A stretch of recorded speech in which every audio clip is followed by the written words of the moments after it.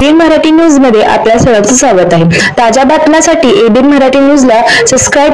सोलापूर महानगरपालिकेकडून सर्व नागरिकांना सोलापूरकरांना शुभ दीपावली। पर्यावरणपूरक तसंच प्लास्टिक मुक्त दीपावलीच्या हार्दिक शुभेच्छा।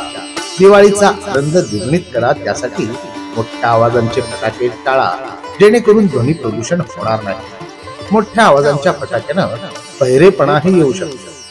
सोलापूर महानगरपालिका, माझी वसुंधरा, लाईफस्टाईल फॉर एन्व्हायरमेंट आणि नॅशनल क्लीन एअर प्रोग्राम यात सहभागी व्हा। चला, संकल्प प्रदूषण मुक्त दिवाळीचा, निश्चय प्लास्टिक मुक्त महाराष्ट्राचा। पुनश्च एकदा शुभ दीपावली। सोलापूर महानगरपालिका, सोलापूर।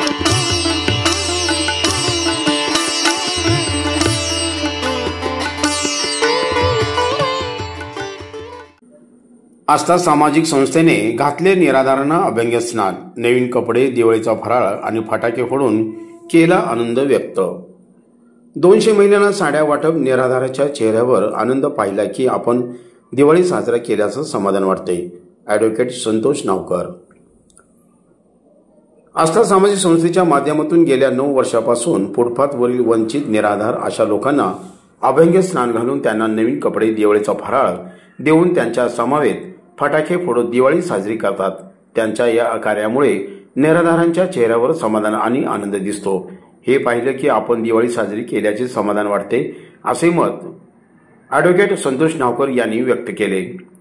आस्था सामाजिक संस्था सोलापूर यांच्या वतीने भिक्षूंना अभ्यंग स्नान, कपडे, फराळ वाटप कार्यक्रमाचे पूर्व मंगळवार पेठ शिवानुभव मंगल कार्यालयामध्ये कार्यक्रमाचे आयोजन करण्यात आले होते।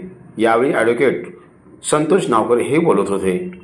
यावेळी आस्था सामाजिक संस्थेचे अध्यक्ष आनंद तालीकोटी, उद्योजक हर्षल कोठारी, संचालक देवीदास चेळेकर, उद्योजक महेंद्र सोमशेट्टी, सचिव शिवानंद सावळगी, प्रसिद्धी प्रमुख सुहास संचुरे, योगेश कुंदूर, वेदांत तालीकोटी, सिद्धू बेऊर, बाहुबली शेटगार, सूरज संचुरे आदीसह आस्था संस्थेचे पदाधिकारी उपस्थित होते।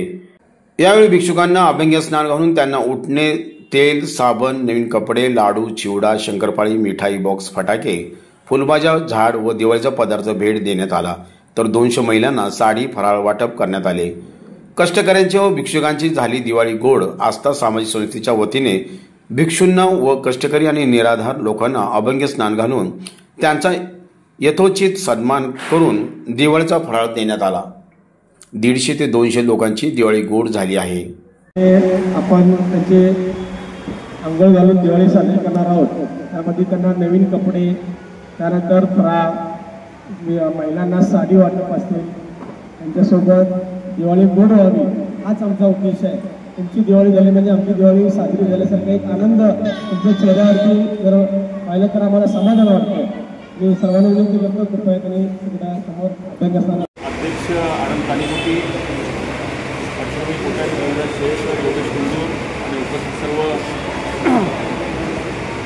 या सोलापुरातील बंधू वगैरे, साधारणपणे आपण बघतो की असा जेव्हा आपण कार्यक्रम आयोजित केला जातो, ते आयोजित करण्यामागे त्याची काही ना काही अपेक्षा असते, काहीतरी हेतू असतो।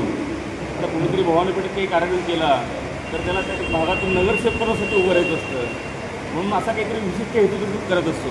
एखाद्या भागामध्ये कोणाला आमदार व्हायचं असतं, त्यासाठी तो प्रयत्न करत असतो। मी तर बघतो इथे कोणाचाच काही स्वार्थ नाही आहे, पण कोणाला काही फायदा नाही आहे, कोणी काही, हे अगदी प्युअरली, अगदी स्वच्छपणे सामाजिक काम आणि पुण्याचं काम म्हणून केलं जातं।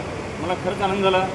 सुधीर पाटील माझा 11वी 12वीचा क्लासमेट आहे आणि तो सुद्धा तुमच्या योजनेचा लाभ घेतो, यापेक्षा मोठा माझ्यासाठी आनंद नाही खरं। आणि या आपल्या सर्वांच्या या सगळ्या प्रयत्नामुळं आणि आत्तापर्यंत केलेल्या कामामुळे मला खरंच खूप भारावून गेलो आहे। आणि मी आज सांगतो आहे की या कुठल्याही कामासाठी यापुढे कुठलीही मदत लागली तर मी माझ्याकडून देण्यास माझी तयारी आहे।